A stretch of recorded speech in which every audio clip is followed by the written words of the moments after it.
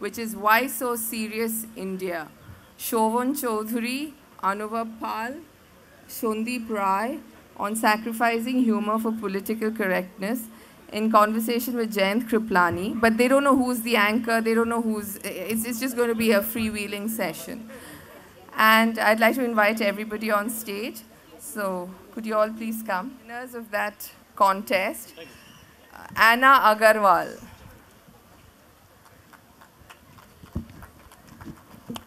If someone from Tata Steel could just say what is being given as an award, it would be of great help. Yes, Anna will receive her award from Jayant and Sandip Roy. Yes. And the other winner is Sahil Ramteke.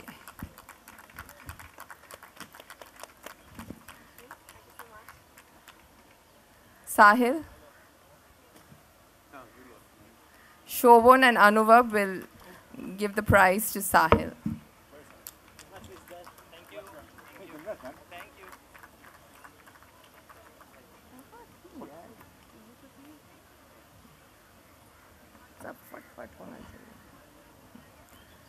Thank you, thank you. And now I think we can start.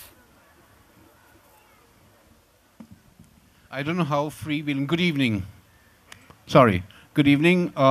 Extreme left, Anuvab Pal needs no introduction. Thank God. It will be too long otherwise.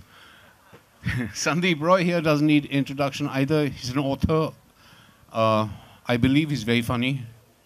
I'll try. You'll try, yeah. And Shovon is also an author, advertising man, and as a friend of mine used to say, a fine rancooter of stories. Yeah, that's what they call it.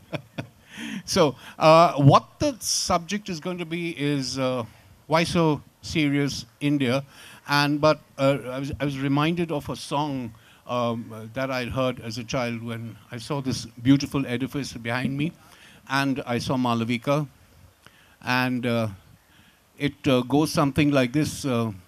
Suno suno Miss Banerjee, mere dil ka matter ji, Kolkata wali root gayi hai. Tell me what is matter ji? M-A-T-T-E-R, matter, and so on. So I hope that we'll be able to keep this light-hearted level going, but I have a problem doing that.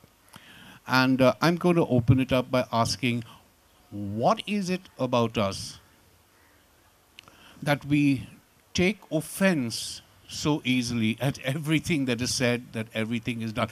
You know, I actually have a dialogue going with my lawyer at the moment, and he's in a constant state of getting anticipatory bail for me because I don't know when I'm going to be arrested. So why do we take offense? I mean, I'm a stand-up comedian, so I guess I can talk about what it's like doing live shows around India. There are a couple of things that happen. I think when a big country, right? Even if you're speaking to just the upper middle classes, English language, whatever, you're still dealing with half the size of Western Europe. It's a lot of people, right? And so who's offended by what is very difficult, right? I remember once doing a joke in Chandigarh on shoes. And a man came up to me and said, I've spent 30 years in leather. You should not make fun of leather. Vikram Seth's father. Vikram Seth's father. Vikram Seth's father was in leather? Bata Company. Things I learn on stage. That's rubber and canvas. That's synthetic rubber, you know. Now Sandip will be offended as well. This is synthetic. This is like, I'm wearing leather. This is the thing, Jayant, is that, and I know Shovon's column reaches millions of people. So, and what I see about columns sometimes is that people have the freedom to write any sort of comment under it, right, nowadays. And a lot of the comments are, you know, more than just sort of being offensive, are really personal. Like, I remember when I put out some early stand-up videos, people used to write, I came to this website to specifically dislike this video. Now I've disliked it. And you feel, imagine those people with legal recourse. It doesn't take much to go to a police station and say I was offended. Yeah, but you know, you got away with it by somebody who just writing on. What happened to that poor guy who was doing a comedy show Siddha, Keku. Keku Sharda. Yeah. Keku Sharda. This poor man, he's a young fellow. I know his work. I've seen him work on studio floors. He's the most harmless person. A fly is considered a friend around him. And he made some stray remark, and this big, huge, hulking, great big, what was his name now? God, I'm going old. Gurmeet Ram Rahim Insan. Yeah, Gurmeet Ram Rahim Insan put him into jail. You're lucky. What about you? Whether I'm still lucky, but I don't know for how long. But I don't do stand-up comedy, so you know, stand-up comedy at least comes with some vague kind of unstated statutory warning. You know you're coming. So as a writer and as a journalist, you don't have that. And I think that sometimes there's the Bronze Age and Stone Age and Iron Age. In India, we live in the pre-ironic age. So we just don't, I mean, you have to have a statutory warning saying irony ahead, please be careful, mind your step. And I remember when, as a journalist at First Post, I once did a piece on our beloved Chief Minister as an artist. Because I said she must be the most underrated artist in India because her valuation has gone up so highly in such few years. And I did a very serious thing, I had quotes from experts, reviews and everything. And at the end of it, these commenters that you're talking about were just like, you bloody toady, you are paid by Didi, have you no shame? And then some other commenter, brave soul, stands up and says, I think the writer was being a little sarcastic. To which, the person just doubled down and said, well, I think if you're going to be sarcastic, you must write in clear language. Because... With the apt emoticons. With the apt emoticons. And then he had an example. I remember he said, if you draw an elephant, and you have to write below it that it is an elephant, then is it the viewer's fault? It's great conundrum. No, I think we're very worshipful, because we've got like 30 crore or 30,000, like a huge number of gods, right?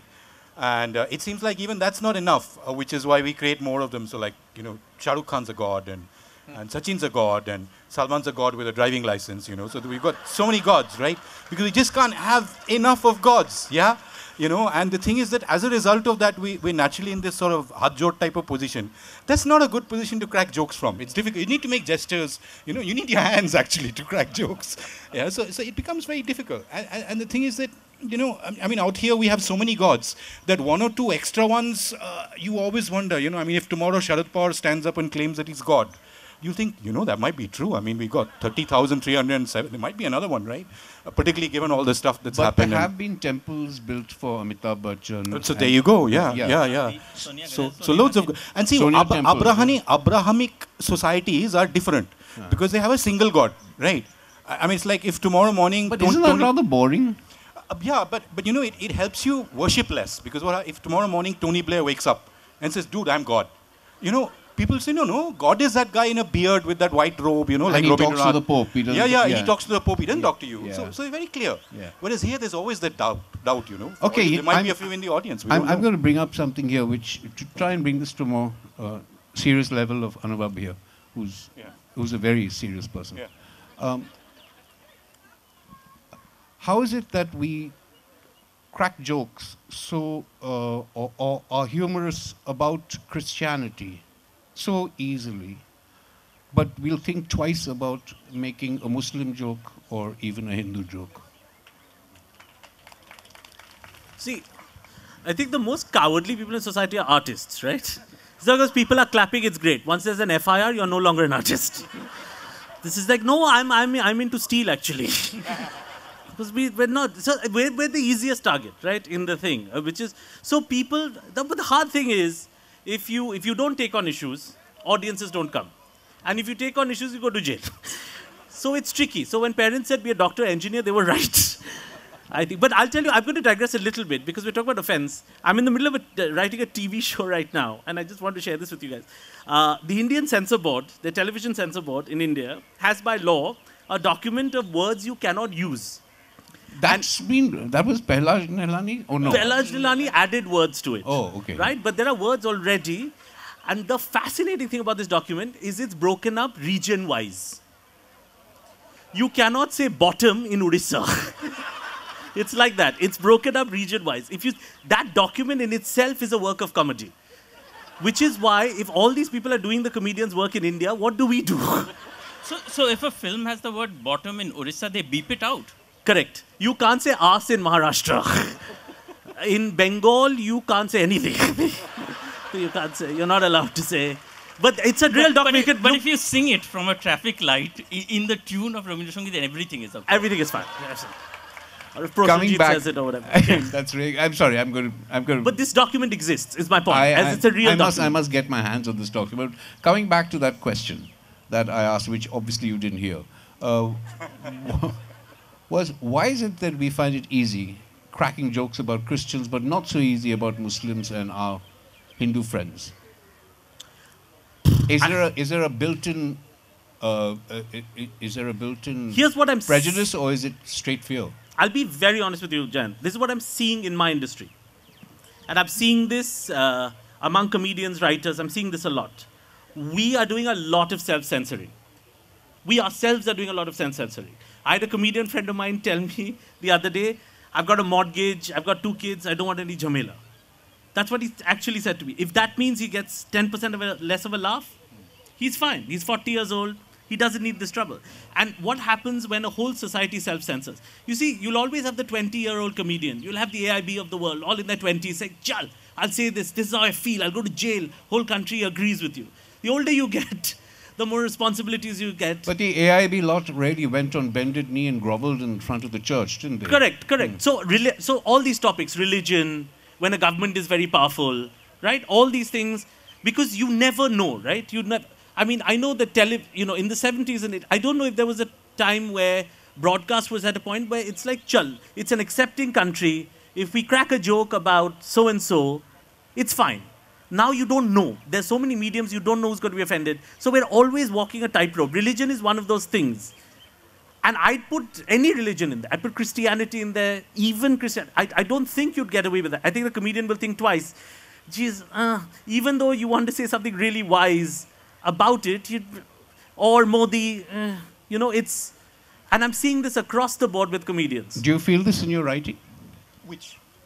This feeling of censorship, self-censorship. No, I mean, yeah, but actually mostly it's the editors who receive the writing who get that kind of feeling. But yeah, no, I think it's very appropriate that we're sitting in Victoria Memorial because the root of your problem is Rani Victoria.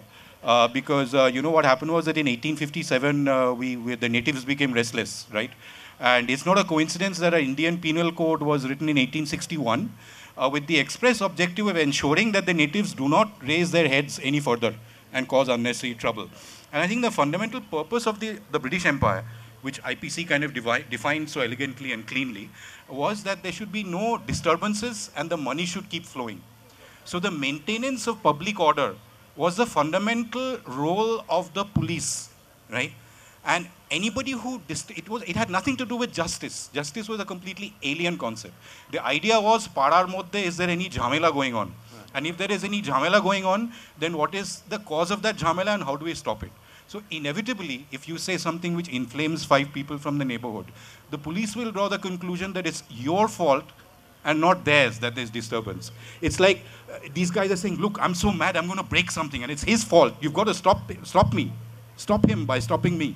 Stop me by stopping him, And so I think that's the root cause of it. Our legal system is built on that basis, that order has to be maintained. And even today, any policeman you meet, including the ones out here, the fundamental point is disturbance nahi hona chahiye. Because the money needs to keep flowing. I'm sorry, but that's the truth. It's the IPC.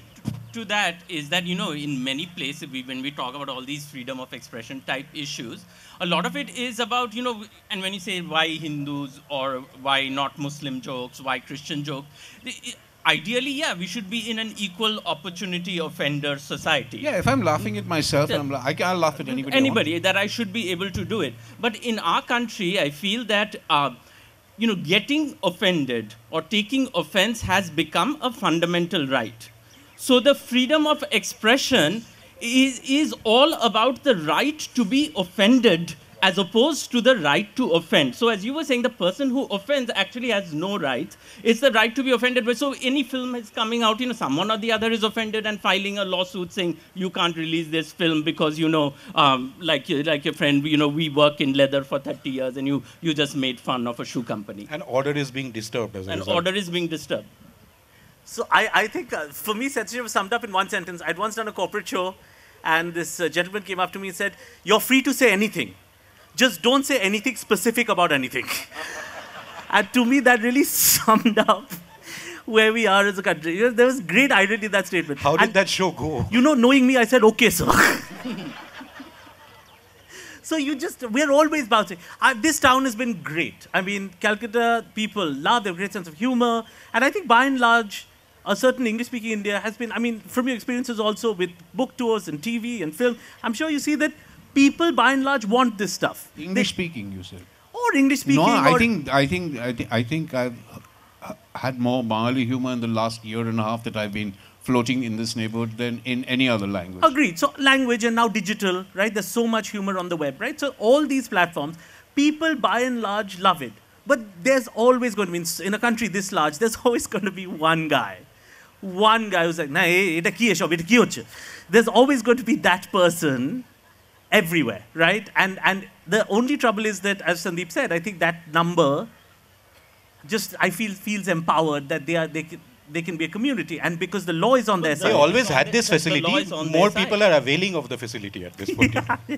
I think there are too many people who know the Indian Penal Code 295A. I think I keep coming back to religion because it's something that's atheism is something that's very close to my heart, as it were. And so I'd really like to bring this out. Religion and humor. There's so many religion, humor, politics and religion. They're all kind of interconnected. So, what would you do if somebody slapped a 295A onto you?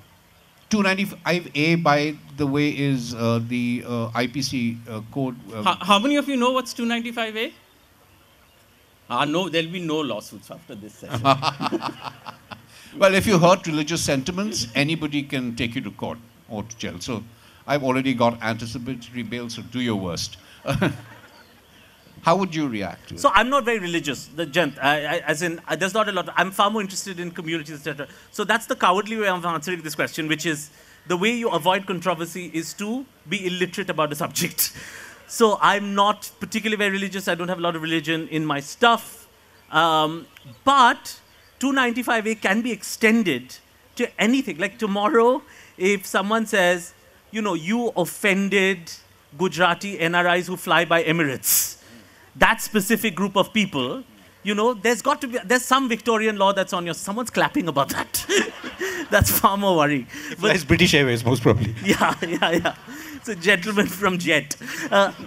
So that's the thing. It's like, again, you don't know who likes something, just like you don't know who's offended by something. So 295A now can be extended. Like, I think Keku Sharda went to jail. That's not a particular religious order.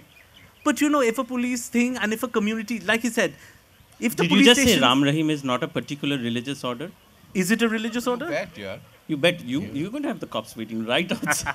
I don't know. I'm asking a question. Yeah, it is. So it doesn't count. So to answer your question, if there are many comedians that don't say anything about religion, there are many comedians that talk only about their wives or, about money or whatever, or Calcutta, or who knows what. But I think the way people avoid that is, by and large, you won't see that many Indian comedians taking on religion per se, like you would George Carlin, for example, abroad. Okay, Shovon. Yo. What happens to me very often is there'll be somebody who'll come up and say, be funny. Okay. So be funny. Yeah. This happened with Bachi Karkare at the Jaipur Literature Festival once, and, me and Indi Haja were supposed to have a session. Unfortunately, we were on the 6th day, right? And Bachi was the moderator, and she hadn't given us a clue about how we were supposed to do the session. And the entire time we spent chasing her around Jaipur saying, Bachi, please tell us what you want to do. And all she kept asking was, what does this gender fluidity mean? because just before our session, she had another one on gender fluidity, and she couldn't understand the title of the session. So she was a little handicapped as a result of that, and she couldn't focus on us at all. So we didn't get to talk at all. It was like we hadn't, unlike the massive preparation that we did for this, Exactly. you know, there was no preparation at all. And Indy and me were on stage, and there was Bachi sitting on a chair in the middle, and she's very small. And so she sat on the chair, and she was waving her legs like these, and she said, "Okay, now start telling jokes." So, I mean, yeah, that was, they haven't called us back since, and I don't really blame them. I do think that, you know, the fact that it was in a closed hall and they locked the doors from outside was really unnecessary. I mean, they could have at least let people leave, you know, so. Are you sure that wasn't a prison? For them, it certainly was. Do you face this? To be funny? No, not at all. Because at least, you know, luckily, I have the reverse problem. You know, when I write a piece and I think I'm being funny, people take it deadly seriously. Like with the, you know, Mamata the artist piece. So then they go rave a rant about the piece and how dare you say that. And, you know, you can't go around, you know, sticking disclaimers on top of everything you write, saying, oh, this is straight commentary and this is you know, this is supposed to be funny. But the bigger problem that I have, which is not necessarily always related to comedic writing and which has become quite the buzzword now, is anything you write, anything you know, complain about, someone or the other will stand up and say, what about the Pandits of Kashmir? You know, so this is the selective outrage problem, right? So you can't be outraged about anything because someone will dig up something that has happened, you know, at any point of time and say, what about then? You didn't say anything then, so shut up now. And that has been the larger and growing discourse, which I think, and this is where the Hindu-Muslim thing, you know, so you can complain about, you know, say a Muslim fatwa against playing chess. And people will say, acha, but what did you say when, you know, Godra happened? Or you can do the reverse thing about a Hindu, and they will say, acha, what were you doing when the car sevaks were burned? So in the end, the net result of that is forget comedy. You can't be, you know, people don't realize that if you really were not, you know, we're human. We are selectively outraged by some things. Anuvab is outraged by service on Emirates Airlines. I might be more outraged by Indigo. It's just human. If we were actually equal opportunity outraged people, we would be locked up in a psych ward because we would be constantly outraged. Well, I think India has become a bit of a psych ward, hasn't it? But that narrative is very interesting because that's because we're not following one narrative, right? If you look at any thread of argument is Socrates understood it, right? Which is a logical thread. You'll always have someone, like you said, bring up a parallel thing. Even if you write, you know, my aunt had an accident. What about the Nakshal problem? But I was having... This was not what? Your aunt was a Nakshal. Yeah, correct. Yeah. So exactly. So there's a parallel sort of... So we're not listening to a thing. But in terms of the pressure of being funny, I think that I often wonder if this happens to other professions. I mean, there are comedic writers, comedic actors, and I'm just throwing this question out to you. What happens if you're a stand-up comedian, and I want to know how it is for you guys, is that you'll go somewhere, particularly you come back to your hometown, you'll go somewhere socially, and there's always this pressure, right? You say something funny, it's a joke, and it happens everywhere, Delhi, Bombay, wherever you go. And I think that no one goes to a neurosurgeon. If you're a brain doctor, no one says, "Acha, brain ek to surgery kore din to." It happens in Calcutta a lot. My dad was a doctor. People were constantly rolling up their pants. Correct. And especially I remember as a kid, it was happening all the time. Especially if you're a neurosurgeon, they're still showing you the little carbuncle on their foot. You know why? Because this town, I've realized, my favorite thing about this town is, you know, other towns, the wealthier you get, right? People are like, he has a steel company and he has an airline company. Here, people collect ailments. Yes. I have arthritis and heart problem. He's like Ambani. I had a relative, if you asked him how he was a ki bolbo, no? Ekhan obdi ekটু cancer hoyeche. And someone else will say, look, cancer. At least ekটু match to korbei, definitely. And friends will say, look from where to where he's gone. All right, I'm going to change this a little bit. I'm going to... personal experiences. I'm going to give you my personal experience of where comedy just was thrown out of the window. I did a television serial called G Mantri Ji and a sequel to that called G Mantri Ji, G Pradhan Mantri Ji. Now, listen to this carefully. G Mantri Ji ran on for the whole 19 episodes that we shot. G. Pradhan Mantri Ji ran for 1. There were 16 episodes, it ran for 1. And the objection was this, that you can crack a joke about a Mantri Ji because there are many Mantri Jis, but there's only one Pradhan Mantri, and therefore you are Personally. being personal over here. You can't do that. So there are 15 episodes of G. Pradhan Mantri Ji lying somewhere, gathering no, it was shown in Mauritius. Sorry. It was shown in Mauritius. But what do you do when I'm scared to be funny these days. Yeah.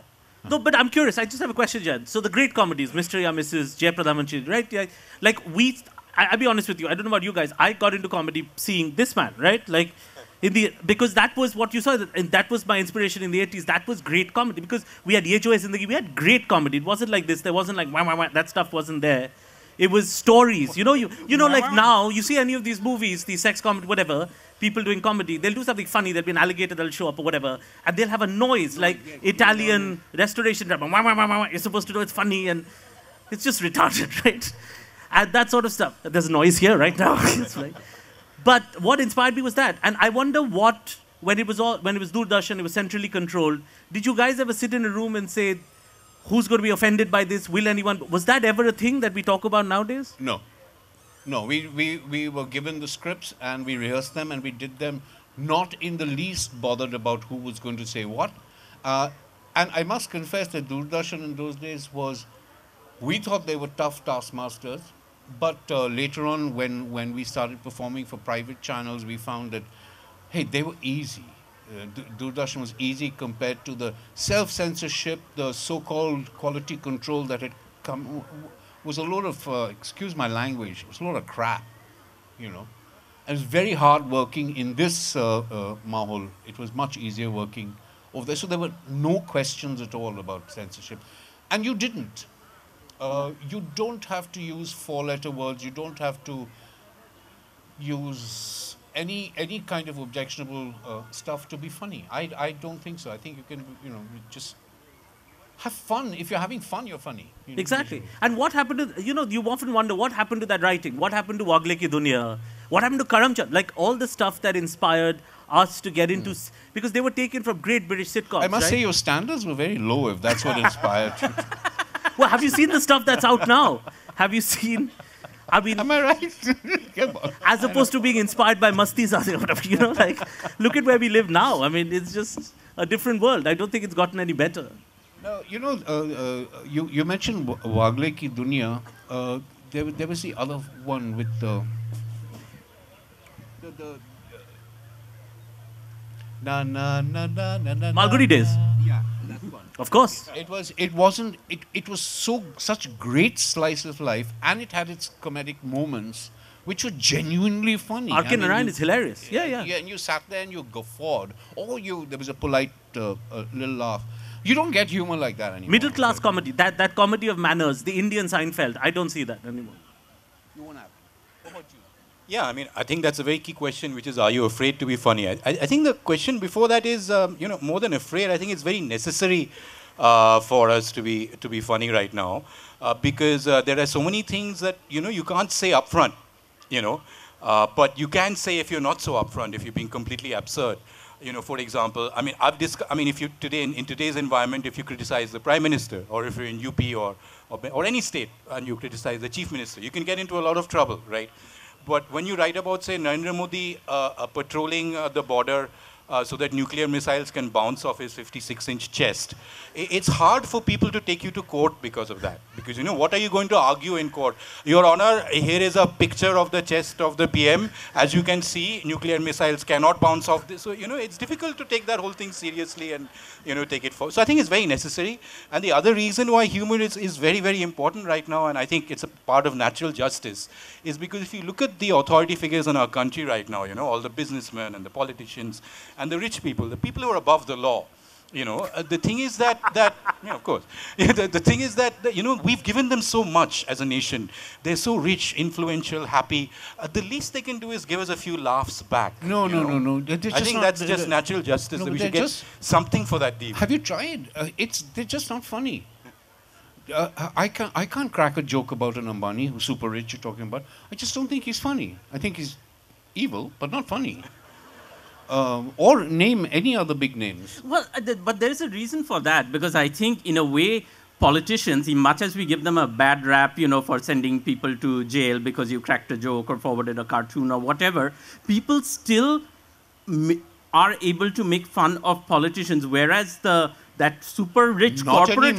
Not anymore. You try making fun of a politician. No, what I'm saying, you will still see jokes about politicians, as opposed to industrialists and big corporate houses are really off limits in a way, because they directly pay the bills of the channels, and so they're even more off limits. So you don't even venture to figure out if there is a joke possible about an Ambani, because there's no chance. There's half a chance. He owns all the channels anyway. But there's half a chance that you try 3 Narendra Modi jokes and maybe half of one will pass through. But there is this exaggerated thing that has definitely happened now. When I was writing for First Post, and we once did a whole thing about Narendra Modi's headdresses, because he wore that hornbill hat, and then he went to Ladakh, and we had compared his dress in Ladakh to looking a bit like an Oompa Loompa from the...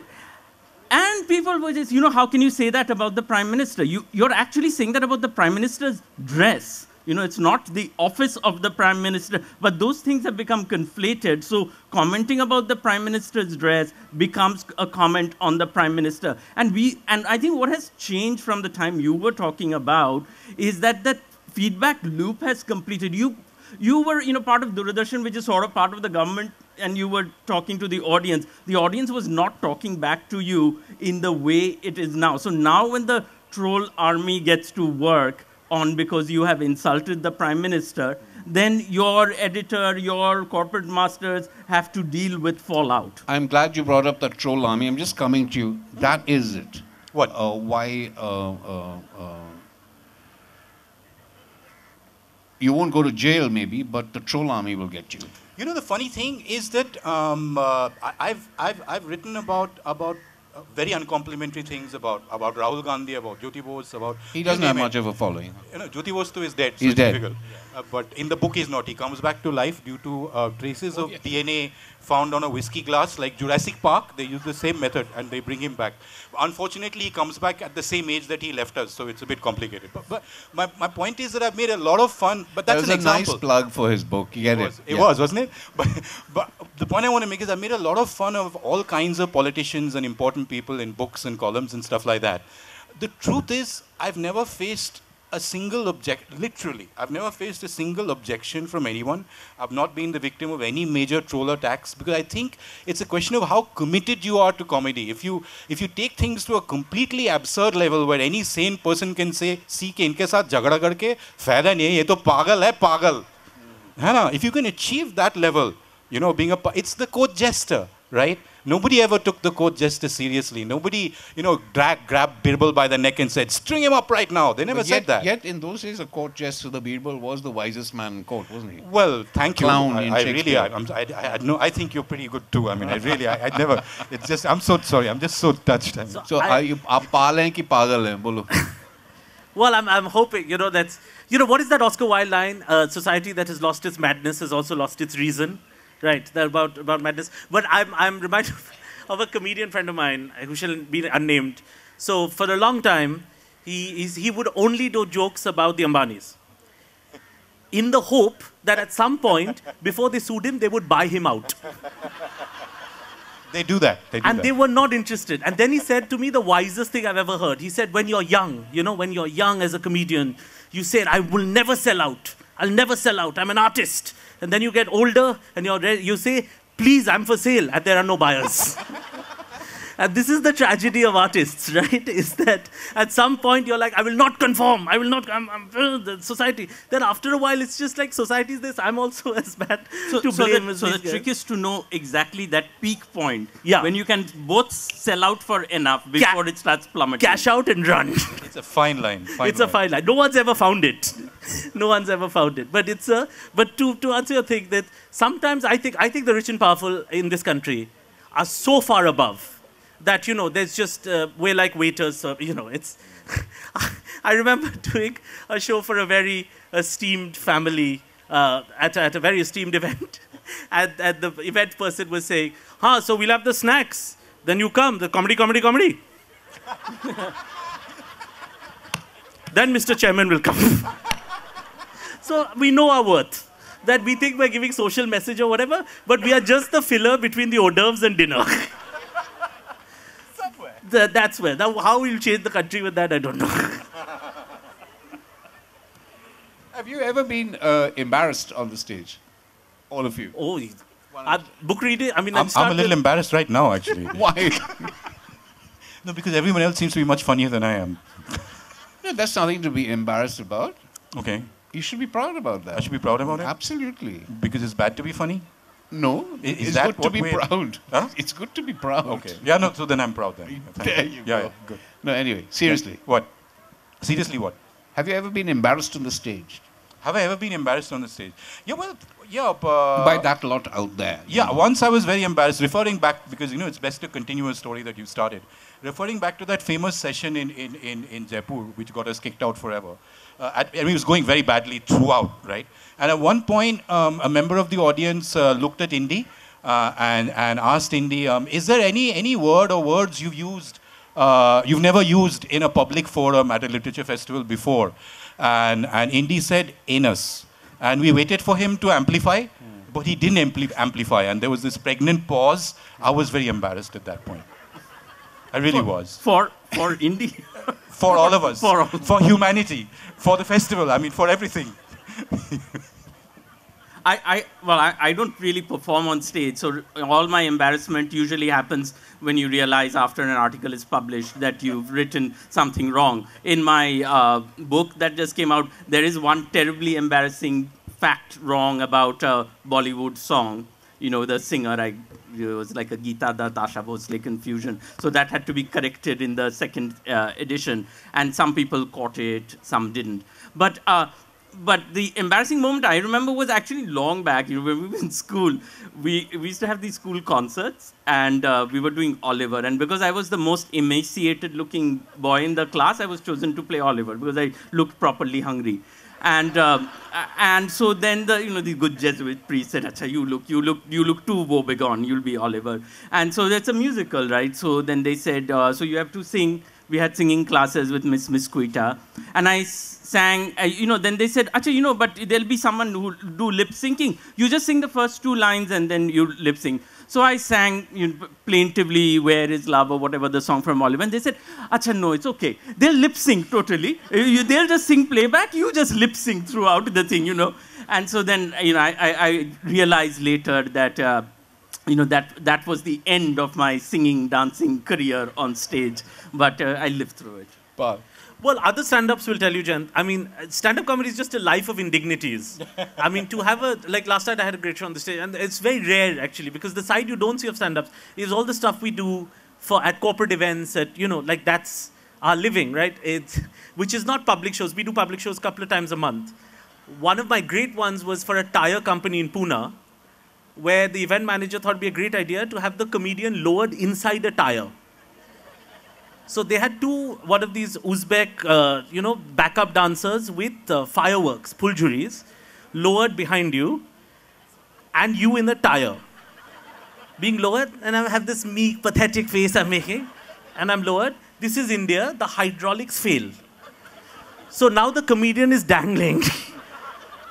Quite often that happens. What happens? CEO stands up and says, "Start." This is your average life. This is it. okay, rather than let this conversation dangle any further, any questions you guys have for the three of them here? Are the mics ready? I just love it. We've entertained them so much, no one wants to ask any questions. There's a hand waving Where? there, somewhere Where? there. There. Lots of hands. Hey, jo bandi ke hain? See, underneath one of those Chinese names. Yeah. Hello, Mr. Pal. I have a question. Yesterday, you did the Empire show. I've seen the show 3 times, the same show. I want to ask you about the show. The English character, you said the javelin up the... How did you come up with that? Sorry, I thought your question was going somewhere else. No, it was not a character. I mean, so these people have seen my show. He's asking about the character that tells my stand-up stories is a colonial Bengali who speaks like he has a javelin up his ass. That is just how I speak. And, this is the thing about writing. I think all of us feel this, that unless you're authentic, right? I think funny comes second, right? It's not like Shovon started out saying, I want to be funny about the bureaucracy. I think it just started with observations. I had a lot of experiences with them, so that kind of shaped me. Yeah, and I think this is just how we were taught that when you grow up in Calcutta, you must speak properly. And we were taught to speak like that. And so halfway thought, feel like this is javelin, And then what if that guy told comedy stories was how it started. So it's just life. If you're inauthentic, I think people can tell. Yeah, and you have to have your own material. That's something I've discovered as a stand-up comic. The minute you get somebody else to write for you, you're dead. Yeah. At least initially. When you become Seinfeld, you can order a team of writers, but I think Anybody else? Yes, sir. The gentleman in the suit. Somebody rush to him with a microphone, please.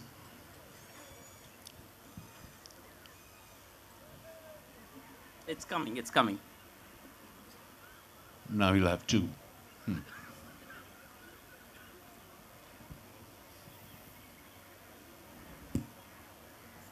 Hello.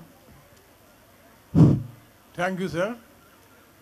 In this open year of the Victoria, you uttered all problems of India created by Victoria. I can't hear you, sir. Could you speak up? Just hold it. Thank you. Ah, okay. Good evening. Good evening. We are under this open sky in the Victoria, and just you uttered that the problem raised from in the joke. All problems raised from Queen Victoria. Yeah. So I remember. Is there any difference of the censorship? There are also censor boards in UK and Europe and USA. And whether there is a similarity in India where he spoke that Mr. Sri Pradhan Mantri ji, and I had an opportunity to see in the TV before. Yes, Mr. Prime Minister in British. Censor board's different in different countries. All right. So question is differences in censor board. I'll get Shovon to answer that for you, but I just like to make one point here before he answers it. I think the censor board, their job is not to make any cuts. Their job is to certify a product. Yeah. Right. Over here, I think in our zeal to be, we have this tendency to fall over backwards to please the people in power.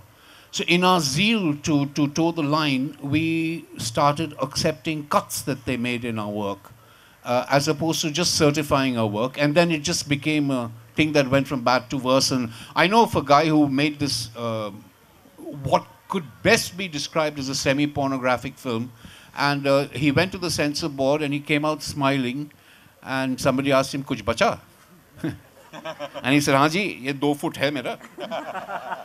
So, yeah, I think you've answered the question. I mean, just to say, sir, that the countries you mentioned, like UK or the USA, it's not a censor board, it's a rating agency. It determines what age bracket this film is appropriate for. But it does not presume to remove words or remove scenes or any of those things. Whereas here, with our godlike powers, our government babus are always telling us what is appropriate and what is not.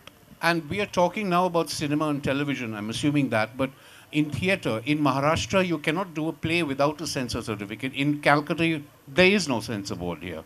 You can do as many plays in as many languages and as many subjects as possible. There's no censor board breathing down your neck, thank God. And you can get a stake here. Because we have so many other rules, just try to get into Calcutta Club, what kind of shoes you wear. So we have our own censor board that we don't need. Speaking of embarrassing, I was actually, people are routinely refused to go into Calcutta Club or Bengal Club. But the embarrassing was when I was turned away from the Automobile Association of Eastern India for not being properly dressed. That was embarrassing. You shouldn't try to get into the Calcutta Club. If you can't get into Automobile Association, no. Yeah, I did it backwards. I was rejected by Calcutta, then I went to Automobile Association. They said, "Nah, sir." Maybe you were a non-driver. That was the problem. I just want to add one thing, sir, which is that this is why so many comedians are taking to YouTube, right? Digital, I think, is the future of definitely television comedy. Yep. Every television company in India now has a web company, right? I think people like Viral Fever and AIB and people like that, East India Comedy, have really started a revolution on. I think stand-up in the next 10 years is going to reduce, and it's going to become the stuff we used to see in the 80s. That's going to go to the web, right? Already there are shows like Permanent Roommates. There are shows like TVF Pictures. You've got something running on Yeah, YouTube. where we've got a show called Bad Man that's opening up. So the point being that I don't know when they'll start censoring YouTube. I'm sure they will. But till that point in time, there's already enough out there. Any more questions? Oh my God. Okay. The lady with the mic in her hand. This question is towards Mr. Paul, but I like all of you. But you like all of us, thank you. We love you too. Sir, what do you have to say to the policy of we can make that joke, you can't? Because I'm guilty of that. Like, I'm Malayali and I make jokes about South Indians, but when somebody else makes a joke about South Indians, I'm like, wait. I can make that joke, but you can't. You're not entitled to that. So I know that this exists in this country. So what do you have to say about that and including those kinds of jokes in your sketches? I think that's a worldwide problem. British comedian comes to India, makes fun of India. Well, kya kar raha hai? You know, if you're not, somehow I think, Woody Allen had said this, the greatest point of comedy is, the greatest strength the comedian has is coming from his biggest weakness, right? So, as a Bengali comedian, me being sort of a cowardly writer, I take certain liberties with stories I can tell, right? Which if a strong, strapping Punjabi man was telling, and he went up there and said, I'm a cowardly Bengali, you wouldn't believe it, right? Also, he's not talking about himself. And people are willing to forgive that, right? So that, I think, is going to always be there, I think, in comedy. I think, and also if you start out talking about yourself as a cowardly Bengali, then you move to a not so nice Punjabi, you get the laugh. I think by and large people are very good. Anything else? Sir, let's the person with the Yeah, mic, mic, otherwise yeah. we won't be able to hear. There are too many people. Hi, I'd like to thank all of you firstly for what's been an extremely enjoyable session. What I wanted to ask was, it's more on a serious note. So if we continue to canonize this right to be offended, as you so aptly put it, would that lead to a future India where you feel great comedic art would have to always hide behind a cloak of anonymity? Something like the dark web or maybe cryptocurrency. Do you think the future of comedy in India, if we continue going at this pace, is always behind a veil? Thank you. That's a really good question. I think I'd like to open it up to everybody, please. Yeah, sure. Yeah, that is a great question, and thanks for asking it. Yeah, it's like what I said, what I said before, which is that, you know, if you can push the envelope strongly enough to the point where, you know, it's like attacking comedy is like taking a spade to a souffle. I think Woodhouse said that. You know, so it's like that. If you can achieve that level, then we might never have to face the kind of situation that you're talking, where it's too absurd for somebody to come and catch you for saying this, because it's just so ridiculous, you know. So if we keep that thing, this whole thing of, if you look right now at Twitter, just a few weeks back, the Narendra Modi looking through a little circular window, right? Now, how are you going to object to, there was a cow in a blonde wig, there was Amir Khan, who wasn't outside that window, you know? What are you going to object to? You know, what sentiment can possibly be hurt by that? So I think it's cool. We've just got to be funny enough. If we're funny, we're fine. Would you like somebody else? Great question. Can I have... we haven't finished answering that one. Okay, Just right. 1 second. Yeah. Sorry, before this panel, we were talking about how to prepare. That's a fantastic question. And I think I called up a few comedian friends of mine who are very famous, and I asked them, if something comes up about the future, something like this, what should I say? And they said, you know, what do you learn now that you're famous comedians, comedy is a big thing, what do you think you'd like to be to carry on doing comedy in this country? And all of them said, we'd like to be invisible.